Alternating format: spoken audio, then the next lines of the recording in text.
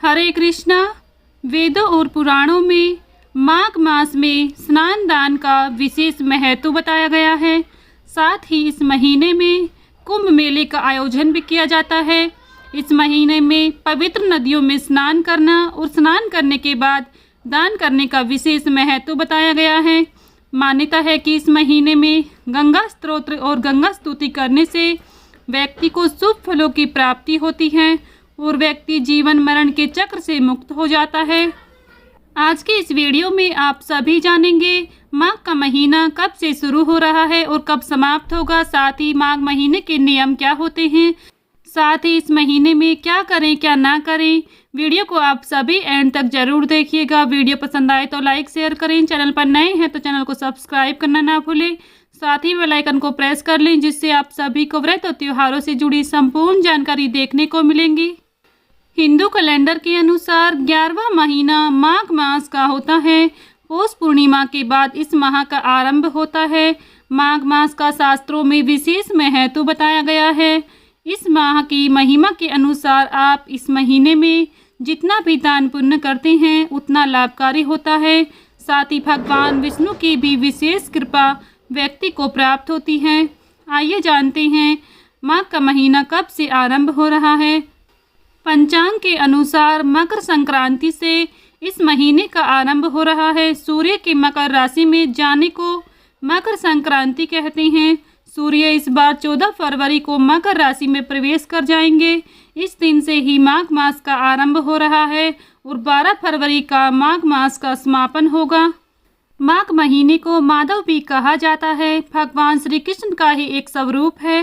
कार्तिक महीने की तरह ही माघ के महीने में भी सुबह सवेरे उठकर माघ स्नान किया जाता है। हमारे पुराणों में कहा गया है कि भगवान श्री हरि विष्णु पूजा पाठ से उतने प्रसन्न नहीं होते हैं जितने कि माघ स्नान से उन्हें प्रसन्नता मिलती है। पौराणिक कथाओं के अनुसार माघ के महीने में गौतम ऋषि ने देवराज इंद्र को श्राप दिया था और इंद्रदेव ने प्रायश्चित करने के लिए इसी माह में गंगा स्नान करके अपने श्राप से मुक्ति पाई थी।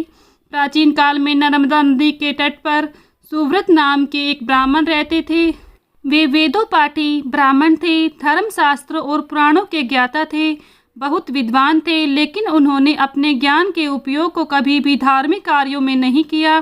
पूरा जीवन केवल धन कमाने में ही लगा दिया और जब वह बूढ़े हुए तो उन्हें स्मरण हुआ कि मैंने जो भी कमाया है वो ऐसे ही गंवाया है, लेकिन परलोक सुधारने के लिए कभी भी कोई धर्म का कार्य नहीं किया है।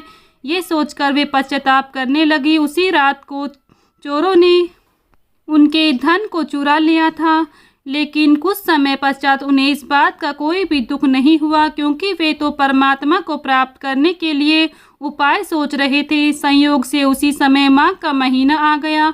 उन्होंने माघ स्नान का संकल्प किया और पूरे 9 दिनों तक नर्मदा नदी के शीतल जल में स्नान किया। 10वें दिन स्नान करने के बाद उन्होंने अपना शरीर त्याग दिया। सुव्रत ब्राह्मण ने अपने जीवन में कोई धर्म का कार्य नहीं किया था, लेकिन माघ मास में स्नान करने के कारण उनका मन निर्मल हो गया। जब उनके प्राण निकले तो वे स्वर्ग को प्राप्त हुए। माघ महीने का स्नान दान का विशेष महत्व है, सभी पापों को नाश करने वाला है। माघ मास में सूर्य देव की मकर राशि में प्रवेश करने पर पवित्र नदियों में सुबह सवेरे स्नान अवश्य ही करना चाहिए। माघ महीने में ही मांगलिक कार्य भी प्रारंभ हो जाते हैं। इस महीने में पवित्र नदियों में स्नान करने का विशेष महत्व है।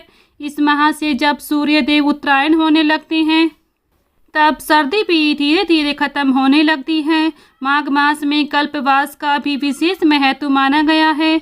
ऐसा मानना चाहिए कि वह गंगा जल के समान ही पवित्र है। इस महीने में जल से स्नान करने पर सुख सौभाग्य धन संतान और मोक्ष की प्राप्ति होती है। इस महीने में शीतल जल के अंदर डुबकी लगाने वाले मनुष्य जन्म जन्मांतर के पापों से मुक्त हो जाते हैं। पूर्णिमा से माघ का स्नान प्रारंभ हो जाता है। माघ पूर्णिमा पर माघ का स्नान का उद्यापन किया जाता है।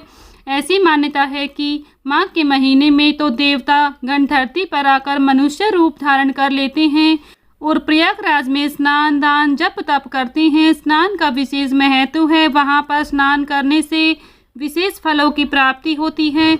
अगर आप बाहर जाकर स्नान नहीं कर पाते हैं तो घर पर रहकर ही जल में गंगा जल मिलाकर सुबह ब्रह्म मुहूर्त में स्नान कर लें, इससे भी आपको पूर्ण फल प्राप्त होगा। इस दिन तुलसी देवी की सेवा करनी चाहिए, माघ महात्म की कथा पढ़नी चाहिए और सुननी चाहिए। माघ मास के शास्त्रों में विशेष नियम भी बताए गए हैं। माघ मास की कथा और कहानियाँ इस महीने में पढ़नी चाहिए, इससे आपको पुण्य फलों की प्राप्ति होगी।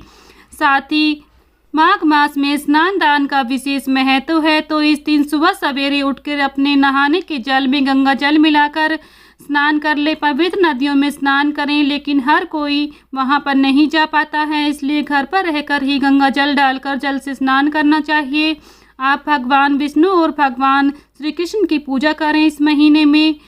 साथ ही इस महीने में माघ मास के महात्म को पढ़ने से विशेष फलों की प्राप्ति होती है। माघ स्नान में तिलों का विशेष महत्व है। जल में तिल मिलाकर भी आप स्नान जरूर करें। तिलों का सेवन करना चाहिए। जल में तिल डालकर अपने पितरों का तर्पण करना चाहिए। सूर्यदेव को भी आप जल अर्पित करें, तो जल में थोड़े से तिल मिला लें। ऐसा करने से बहुत ही पुण्य फल की प्राप्ति होती है।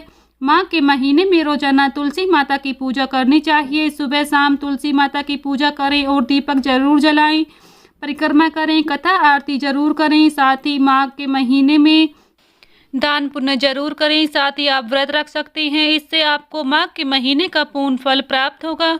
तो ये थी माघ महीने की संपूर्ण जानकारी। अगर आप सभी को पसंद आई है तो प्लीज़ वीडियो को लाइक शेयर करें। चैनल पर नए हैं तो चैनल को सब्सक्राइब करना ना भूलें। साथ ही बेल आइकन को प्रेस करें, जिससे आप सभी को व्रत और त्योहारों से जुड़ी संपूर्ण जानकारी देखने को मिलेंगी। मिलती हूँ नेक्स्ट वीडियो में, तब तक के लिए सभी को राधे राधे, जय श्री कृष्णा।